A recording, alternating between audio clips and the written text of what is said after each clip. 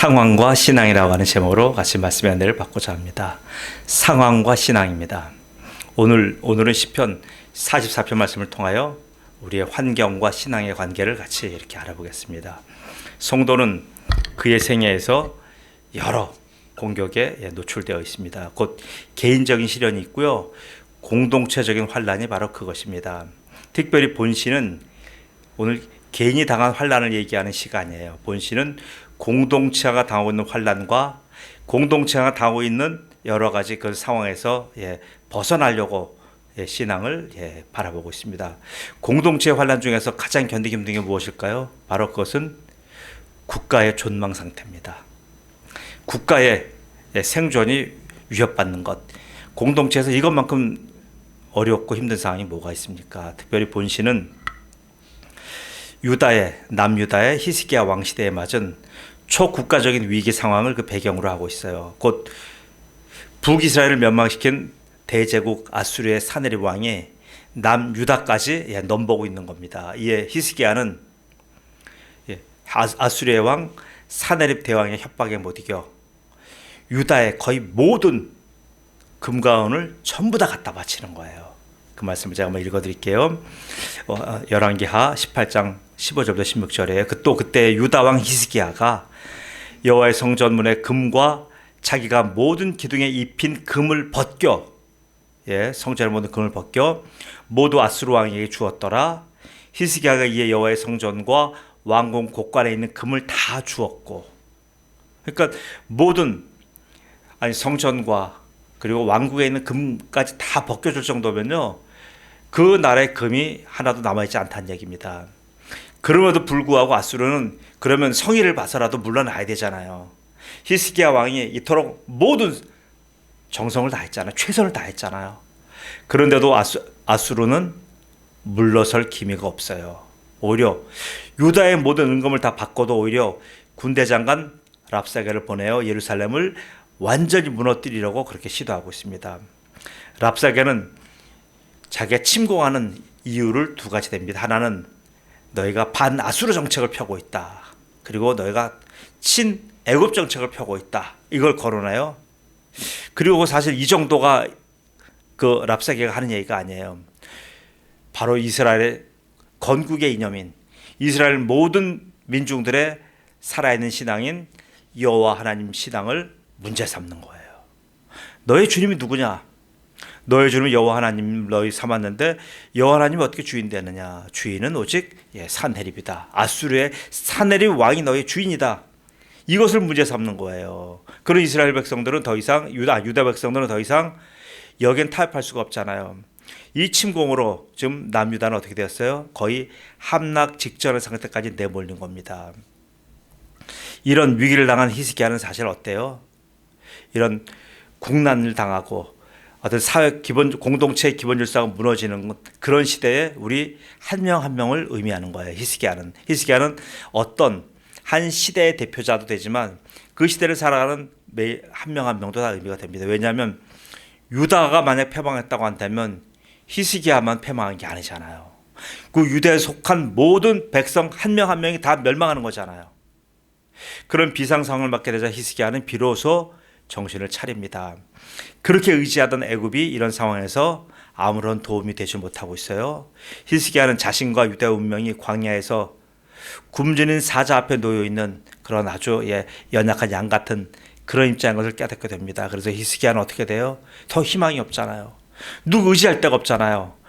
의지할 데가 없기 때문에 그래서 하나님의 나오는 겁니다.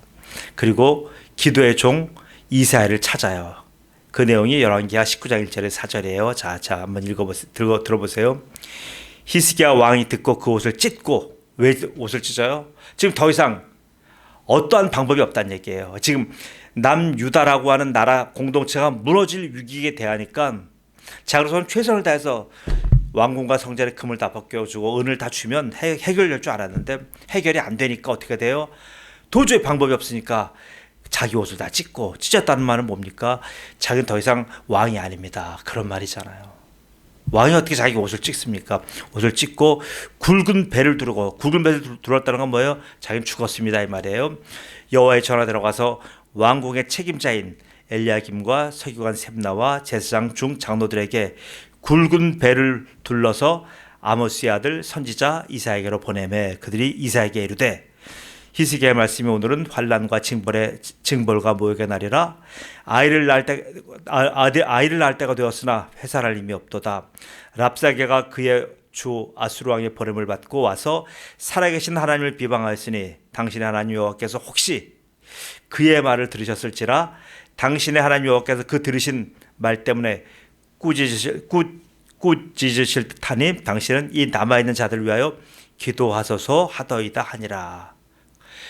그러니까 자기가 기도하고요, 자기가 기도해도 응답이 없잖아요. 하나님이 침묵하고 계시죠. 그러니까 어떻게 돼요? 히스기야를 찾아서 최고의 예우를 해갖고 히스기야를 통해서 하나님의 신탁, 하나님의 응답을 지금 구하는 겁니다. 이렇게 히스기야가 저렇게 죽으면 죽으리라 하고 하나님께 나아갈 때 하나님의 종들도 어떻게 됐어요? 같이 함께 기도하는 거예요. 자, 이게 중요한 거예요. 곧 이사야가 기도합니다. 그리고 오늘 시에 나온 예배자들이 같이 기도하는 거잖아요. 오늘의 이 시는 특별히 히스기야의 기도도 아니고요, 또 특별히 이사야의 기도도 아니에요. 이것은 그 성전에서 예배하는 자들의 기도인 거예요. 이렇게 예배하는 자들도 같이 함께 기도한 거예요.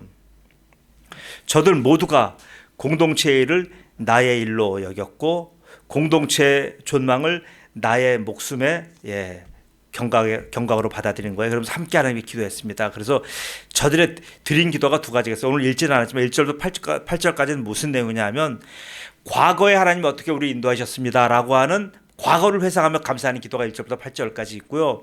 9절부터 16절까지는 뭐냐 하면 그럼에도 불구하고 지금 현재 우리가 당하고 있는 고난과 환난을 하나님께 기도하는 거예요. 이게 그러니까 과거에 인도하신 것에 대한 회상과 감사와 그리고 현재 당하는 곤란을 얘기하면서 그 다음에 오늘 본문에 읽은 17절부터 26절까지 말씀은 뭐냐면 바로 기도의 목적과 자기들의 기도의 소원을 아뢰는 거예요. 사실 오늘 목적은 뭐예요? 16절부터 27절까지가 오늘 이들의 기도 제목인 거예요. 오늘 왜요? 과거 회상도 그렇고 현재 당하는 고통도 전부 다 뭐예요? 미래의 이런 고통에서부터 해방해 달라고 하는 그것 때문에 지금 이렇게 기도하는 거잖아요. 자, 그래서 오늘은 그렇게 이제 기도한 내용을 가지고 저희가 한번 돌아봅니다. 자, 이렇게 왜 전부 다 기도했을까요? 이들은 전부 다 왕과 이사야와 여러 선지자들, 예배자들 왜 함께 기도했을까요? 바로 이들은 함께 기도할 수밖에 없는 이유가 이들이 같은 신앙 공동체이며 같은 국가 공동체에 소속되어 있기 때문에 그래요. 곧 이들은 나라가 멸망하면 다 망하는 그런 구조고요. 신앙이 무너지면 다 함께 무너지는, 다 함께 노예가 되는 그러한 좀 공동 운명체인 거예요. 이건 마치 뭐와 같아요? 한국전쟁 때 한국 국민들이 그랬잖아요. 한국전쟁 때 이승만 대통령만 기도했습니까? 아니잖아요. 전국에 있는 목회자들이 기도했어요. 신앙인들이 기도했어요. 그래도 교회 안 나가는 분이라고 할지라도 그들의 천지신명께 기도했잖아요. 누구만 국정이 담당한 사람만 기도한 게 아니잖아요. 모든 목회자가 다 일어나서 기도했어요. 그 당시 보세요. 그 당시 대통령도 이승만 대통령도 그리스도인이고 함태영 부통령도 그리스도인이고 지원의회에서 기도했던 이윤영 의원도 목사이며 의원이고 다 이런 분들이잖아요. 다 기도하는 거예요. 그런 지도자만 기도한 게 아니라 이름 없는 민초와 같은 작은 교회 목사님들까지 전부 다 쫓겨가며 환난에 노출되며 여러 가지 토굴과 피난처에서 전부 다 기도한 겁니다. 국가 왜요? 국가 공동체가 무너지면 개인의 신앙은 다 무너지기 때문에 그래요. 그것을 왜 이렇게 절절하게 기도했어요? 6.25 때요. 그것은 이미 그때 우리의 조상들이 봤기 때문에 그래요. 북조선에서 북한 땅에서 공산주의에서 북한 땅이 완전 신앙이 무너진 것을 보았기 때문에 그래요. 특별히 북한에서 내려온 많은 그리스도인들이 있어요. 그분들은 처절하게 겪었잖아요. 그들은 공산당에서 북한 교회와 북한의 그리스도인들이 무너져가는 걸 똑똑히 체험했잖아요. 그러니까 공산주의는 기독교를 완전히 말살시킨다는 걸 알았기 때문에 이들은 결사적으로 기도하는 거예요. 그렇게 이름 없는 신앙인들이 목숨을 걸고 기도한 기도가 바로 뭐가 같냐면 오늘 본문 내용과 같은 거예요. 이 본문 내용은 누군지 몰라요. 어느 누가 기록했는지도 몰라요. 그러나 이들은 이런 환난 중에서도 전쟁에 쫓기면서도 예배를 드렸고 예배조차 드릴 수 없을 때 뭐예요? 기도하는 거예요. 자, 바로 신앙인들도 극한 상황을 만납니다. 우리가 하나님 믿는 신앙인들은 극한 상황을 안 만나면 얼마나 좋겠어요. 그러나 그게 아니에요. 우리가 똑같이 극한 상황을 만납니다. 왜 그래요? 아까 박성훈 집사님 말씀하셨지만 광야가 없으면 좋겠지만 왜 광야를 허락하십니까? 예, 여러분, 신앙인은요 광야에서 길러지는 거예요. 신앙인은 극한 상황 속에서 단련되는 거예요. 극한 상황이 없으면 한 명이 온전한 그리스도인이 나오지 않아요. 평탄하면 좋을 것 같죠? 여러분 봐세요. 평탄한 유럽, 평탄한 미국, 기독교 다 죽어가잖아요. 사회와 기독교적인 정신은 있고 기독교의 문화는 있어요. 그러나 개개인의 신앙들 보세요. 교회들 보세요. 정통적인 기독교 신앙 다 죽었어요. 이렇게 되는 거예요. 이 극한 상황 속에서 신앙이 길러진 겁니다. 그래서 이런 극한 상황을 만난 신앙에는 자 여기서 세 가지의 이제 본문 말씀을 통하여 우리가 이제 한번 보겠습니다. 이 극한 상황을 처한 신앙인의 자세를 한번 볼게요. 자, 극한 상황에 처한 신앙인이 이 본문에서 어떻게 했냐면 극한 상황에 처했을 때 우리는 도망간다 이게 정답이고요. 극한 상황에 처했을 때 우리는 교회 안 나간다 이게 정답이에요. 극한 상황을 만나면 우리는 하나님을 부인한다 정답 아닙니까? 불만 있으세요? 그렇지 않아요? 극한 상황 만나면요 10 중에 9명은 도망가요. 근데 도망가지 않는 1명, 2명이 있어요. 오늘 본 말씀이 그런 사람이에요. 자, 그럼 극심한 상황 속에서도요 주님을 잊지 않는 사람이 있고요 주님의 언약을 잊지 않는 사람들이 있는 거예요. 이것이 바로 광야가 주는 교훈입니다. 17절 말씀 제가 읽을게요. 이 모든 일이 우리에게 임하였으나 우리가 주를 잊지 아니하며 주의 언약을 어기지 아니하였나이다가 바로 그것이에요. 어려울 때 이와 같이 광야의 하나님을 기억하는 것 그것이 신앙입니다. 믿으십니까? 근데 우리는요 어려움에 처하면 너무나 쉽게 도망갑니다. 너무나 쉽게 주님을 잊어먹어요. 근데 역으로요 그런 거예요. 어려울 때 평상시에는 몰라요. 평탄할 때 몰라요. 어려울 때 힘들 때 아주 또 여기 본문같이 극심한 상황 만났을 때 이런 때 광야 하나님을 기억하는 것 그것이 신앙이에요. 신명기 15장 15절 말씀입니다. 너는 애굽 땅에서 종되었던 것과 내 하나님 여호와께서 너를 송영하셨음을 기억하라. 그것으로 말미암아 내가 오늘날 이같이 내게 명령하니라. 보세요. 애굽에서 종되었던 그 삶을 기억하라는 얘기잖아요. 그때 누가 너를 구원했고 누가 너에게 자유를 주었고 누가 너에게 해방을 주었고 속량이라 그래서 속량은 뭡니까? 대가를 지불하고 구원을 줬다는 얘기예요. 우리가 받은 은혜는 공짜이지만요 하나님께서는 그 공짜 은혜를 주시기 위해서 하나님 막대한 속량을 속전을 지불하신 거예요. 이걸 모르니까 자꾸만 우리는 어떤 생각이 들어요? 은혜 공짜인데 뭐 어떡할 거예요? 공짜로 받은 건데 공짜같이 행동하고 공짜같이 해요. 그러니까 자기의 어떠한 대가도 지불하지 않았기 때문에요 하나님의 은혜가 어느 때는 귀하지만 내가 은혜가 떨어지면 아무 짝에도 없어요. 왜요? 난 대가를 지불하지 않았으니까.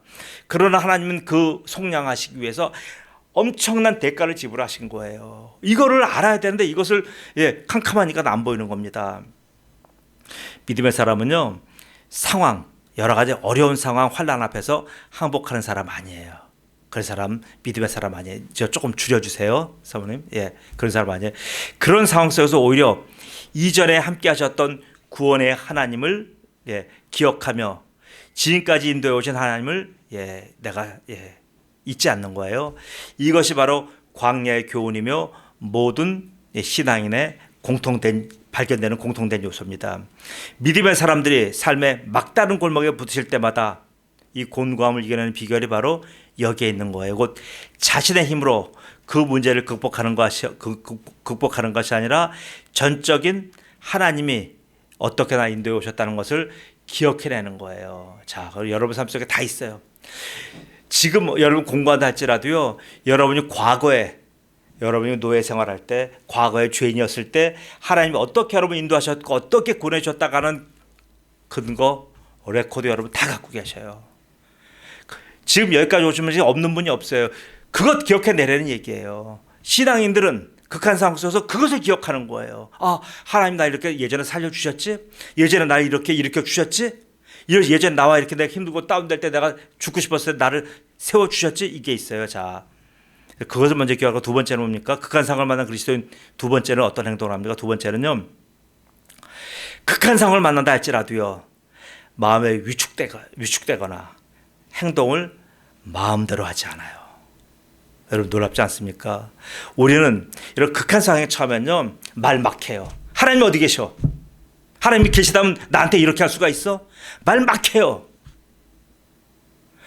열린 입이라고요. 할 수 있는 말 다 해요. 행동 함부로 해요. 교회 예배 함부로 빼먹어요. 헌금 함부로 빼먹어요. 뭐 하나님 안 계시는데 뭐 자기 멋대로 살아가요. 보세요. 그러나 극한 상황을 만난 그런 상황 속에서도 신앙인은 어때요? 신앙인은 함부로 마음이 위축되어 있거나 함부로 행동하지 않아요. 이것이 누구의 교훈이에요? 에스더의 교훈입니다. 한 젊은 여인 에스더가 그랬어요. 그는 자신의 공동체 위기 앞에서 그는 도망가지 않았어요. 오히려 공동체 위기를 보고 모르게 말씀을 따라 마음이 위축되거나 그리고 자기 행실을 함부로 하지도 않았어요. 오히려 그 극한 상황 만나서 에스더는 어땠어요? 자기의 동족과 함께 한 거잖아요. 자, 그 말씀 읽을게요. 에스더 4장 15절 16절입니다. 에스더가 모르게 회답하여 이르되 당신은 가서 수산에 있는 유다인을 다 모으고 나를 위하여 금식하되 밤낮 3일을 먹지도 말고 마시지도 마셔서 나도 나의 시녀와 더불어 이렇게 금식한 후에 규례를 어기고 왕에게 나아가리니 죽으면 죽으리이다 하니라.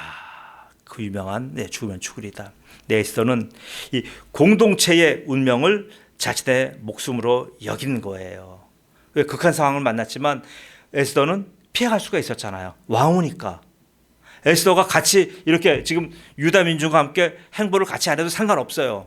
그러나 그는 저 공동체가 무너지면 자신의 왕후 자리도 의미가 없다는 걸 알았기 때문에 같이 함께 한 겁니다. 그렇게 그는 공동체가 지금 갖고 있는 유다 공동체가 가지고 있는 저 문제를 자기의 문제로 알고 하나님께 금식하며 기도한 겁니다. 왕후는 자기 임의대로 금식할 수 있어요? 없어요? 자기 마음대로 금식할 수 없는 사람이에요. 왕후는 자기의 인생을 사는 사람이 아니잖아요. 왕의 인생을 사는 사람이에요. 왕의 소유물이에요. 왕후가. 어떻게 왕후가 함부로 밥을 안 먹어요? 이건 말이 안 되는 거예요. 왕후는 사람이 아니고 왕의 소유물이에요. 그래서 자기가 함부로 밥을 먹는다, 밥을 걸른다 이거 할 수 없는 거예요. 그거 하나도 왕의 명령 받아야 되는 거예요. 그러나 에스더는 어때요? 3일 밤낮을 금식했잖아요. 왕의 허락 받지 않았잖아요. 그리고 자기가 그러잖아. 이 금식하고 난 후에 왕에게 내가 왕의 명령을 내고 나아가리라. 이미 그때 3일 후에 이미 그는 죽은 것이 아니라 금식에 들어가는 그 순간에 이미 자기는 왕에게 죽음을 각오한 거예요. 에스더는 공동체 운명을 자신의 목숨으로 여겼습니다. 그렇게 그는 공동체가 처한 문제를 갖고 하나님께 금식하며 기도했습니다. 그 죽음의 기도는 이전에 자신들의 조상을 애굽의 노예 상태에서 인도내신 그 하나님을 기억하게 하였고요. 또한 그에게 하나님이 장래에도 우리의 유다 공동체를 인도해 주실 것을 인도해 주신다고 하는 약속을 믿음의 눈으로 똑똑하게 바라보게 된 것입니다. 자, 이제 세 번째예요. 극한 상황을 만난 신앙인 어떻게 행동하는지 세 번째를 볼게요. 자, 그는 극한 상황에 처했을 때 어떻게 돼요? 정답, 낙심한다, 낭망한다, 그리고 좌절한다. 이게 대부분의 사람들의 반응일 거예요. 아니요, 성경에 그런 얘기 없어요. 성경에는요, 극한 상황 만나더라도요 낙심한 사람 없어요. 탐 브래들리라고 하는 사람 혹시 기억하실지 모르겠습니다. 1980년대쯤에 LA의 시장 같은 사람이에요. LA 최초의 흑인 시장입니다. 한 2m 되는 거구예요. 이제 그분을 TV에서 봐서 알아요.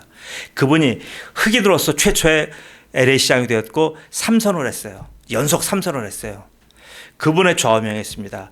그분의 좌우명은요, 첫 번째, 어머니가 자기한테 알려주신 거예요. 나는 하나님 믿는다가 첫 번째예요. 두 번째는 나는 어떠한 어려운 일을 만난다 할지라도 낙심하지 않는다. 그게 탐 브래들리의 평생 좌우명이에요. 보세요. 낙심하는 것은요, 불신앙도 이런 불신앙이 없는 거예요. 낙심이라는 게 낙심의 원어적인 의미는요, 자기 심장이 땅에 뚝 떨어진다는 얘기예요. 낙심하는 건 이미 성경적으로 죽은 목숨이라는 얘기예요. 죽은 거예요. 살아있는 사람이 아니에요. 그러니까 낙심한 사람은요, 이미 성경적으로 보면 죽은 사람이에요. 그래서 신앙은요, 어떠한 위기 상황을 만난다 할지라도요, 낙심하지 않아요. 그럼 낙심하는 대신에 뭘 합니까? 하나님을 깨우는 거예요. 이게 신앙인이에요. 자, 신앙인이 만난 상황은 오늘 본문에서 너무나 처절합니다. 오늘 신앙인이 만난 이 상황은 얼마나 처절하냐면요. 예, 보세요. 늑대들은 떼로 돌아다니잖아요. 늑대 떼와 들깨 떼에 둘러싸여 있습니다. 저는 늑대 떼는 만난 적 없지만 들깨 떼는 여러 번 만난 적 있어요. 아니, 아예 늑대 떼와 들깨 떼 속에 그들의 그냥 잡혀가서 그들에게 한 끼 식량으로 물어뜯겨서 죽어가고 있는 그런 상황으로 지금 오늘 시인은 얘기합니다. 아니, 또 한편은 도살장에 끌려가서 지금 바로 도살당한 그런 양 같은 그런 칼에 의해서 해체될 양 잡는 거 혹시 보셨나요?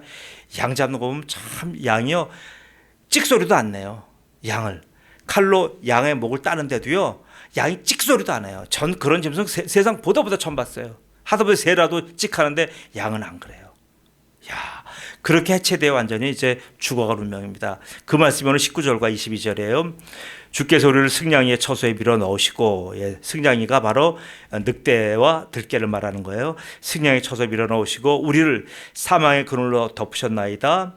22절, 우리가 종일 주를 위하여 죽임을 당하게 되며 도살할 양같이 여김을 받았나이다. 이것처럼 급한 상황이 또 있겠습니까? 여러분이 어떤 상황을 만났다 할지라도 지금 이렇게 급한 상황 만나보셨나요? 아니요, 저는 부도도 나가고 여러 가지 많은 어려운 상황 만났고, 죽음의 위기도 가봤지만 이 정도의 급한 상황은 만난 적은 없어요. 근데 오늘 이 시인이 만난 상황은요, 이 정도로 급박한 겁니다. 그런 급박한 상황에서 하나님을 부르는데도 불구하고 하나님은 어떻게 해요? 침묵하고 계셔요. 하나님 얼마나 오랫동안 침묵하시는지 시인은 마치 하나님이 나를 이 상황 속에, 이런 실황의 굴 속에 나를 밀어넣었다라고 탄식할 정도로 하나님 침묵하고 계십니다. 보세요. 이쯤 되면 우리는 그리스도인들, 많은 성도들은 대부분 하나님께 실망해요. 그래서 하나님께 난 시험 들었습니다를 얘기하고 돌아서요. 왜요? 이런 상황보다 누가 더 미워요? 하나님 더 믿기 때문에 그래요. 자녀의 외면을, 아픔을 이렇게 외면하시는 그 하나님이 아주 미워서 죽을 정도예요. 그래서 대부분 이 코스에서 많은 신앙인들이 여기서 탈락하는 거예요. 골프장에도 그렇잖아요. 그 마의 코스가 있어요. 여기가 마의 코스인 거예요. 이 코스에서 많은 신앙인들이 하나님을 떠나기도 하고, 아니면 의심의 강으로 추락하기도 하고, 때로는 하나님을 배신하는 배도의 호수로 또 빠져 죽기도 하는 거예요. 그러나 그럼에도 불구하고 하나님께 매어 달리는 자들은 있어요. 그들이 누구예요? 그들은 하나님 깨우는 겁니다. 그들은 이런 상황 속에서 낙심하는 대신에, 좌절하는 대신에, 배신의 강에 빠져 죽는 대신에 이들은 어떻게 돼요? 하나님의 도우심을 찾는 거예요. 오늘 그 말씀이 보면 23절에서 26절이에요. 자, 제가 읽을게요. 주여 깨소서, 어찌하여 주무시나이까? 일어나시고 우리를 영원히 바라지 마소서. 어찌하여 주의 얼굴을 가리시고 우리의 고난과 압제를 잊으시나이까? 우리 영혼은 진토 속에 파묻히고 우리 몸은 땅에 붙었나이다. 일어나 우리를 도우소서. 주의 인자하심으로 말미암아 우리를 구원하소서. 보세요. 이건 뭐예요? 기도잖아요. 아니, 이런 극심한 환경 속에서 누구는 낙심했는데, 누구는 하나님을 배반한 것도 떠났는데, 누구는 완전히 교회랑 담쌌는데, 이 사람들은 뭐예요? 하나님을 깨우고 있잖아요. 이게 신앙인이에요. 어떻게 보면 이 방법은 인생이 할 수 있는 마지막 방법이에요. 이 방법에 다른 방법 없어요. 웬만한 인생사는 인간들 내부에서 해결될 수 있어요. 곧 사람들의 선의와 선행에 의해서 서로 돕고 끌어주고 밀고 당기고 하면서 대부분의 문제들이 해결됩니다. 그러나 극한 상황은 달라요. 국가가 멸망되고 전쟁으로 함락할 위기, 이런 걸 누가 도울 수 있어요? 아무도 도울 수가 없어요. 그 죽음이 목전에 있는 경우는 전혀 다른 상황이에요. 이런 상황은 사람들이 서로 돕고 도와도 해결할 수가 없습니다. 그래서 이때는 또 어떻게 돼요? 이때는 마지막이잖아요. 전능하신 하나님, 만유의 주제이신 하나님께 간구하는 수밖에 다른 수가 없는 거예요.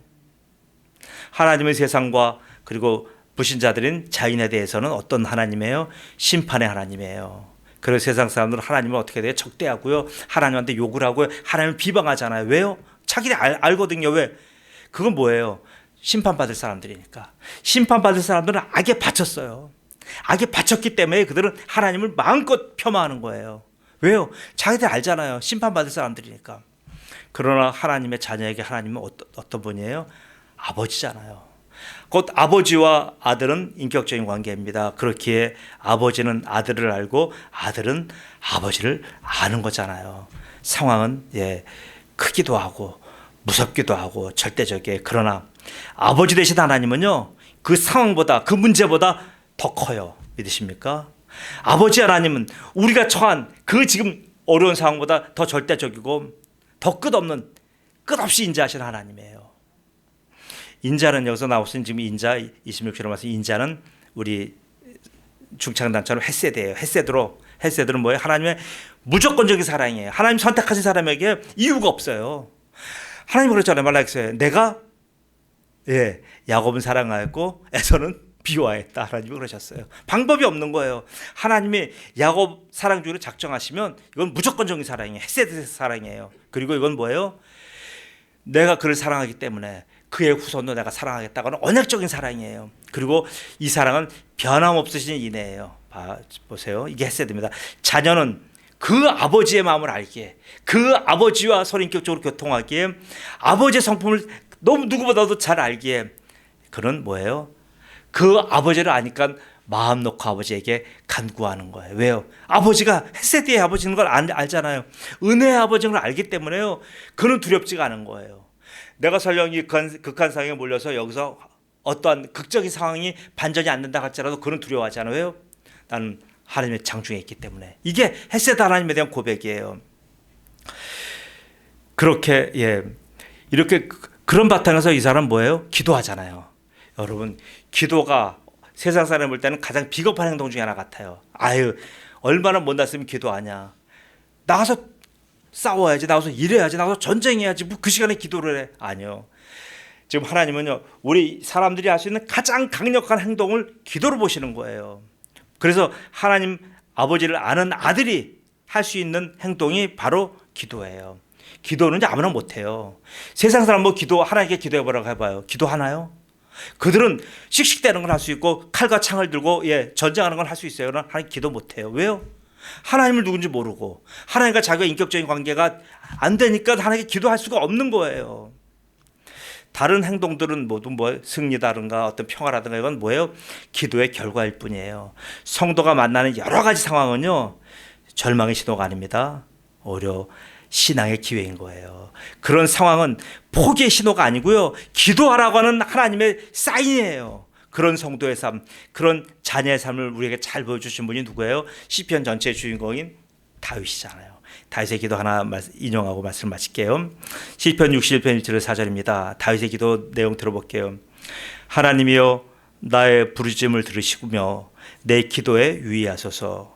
내 마음이 약해질 때에 땅끝에서부터 주께 부르짖어오리니 나보다 높은 바에 나를 인도하소서. 주는 나의 피난처시요 원수를 피하는 견고한 망대심이니이다. 내가 영원히 주의 장막에 머물며 내가 주의 날개 아래 피하리이다. 셀라. 보세요.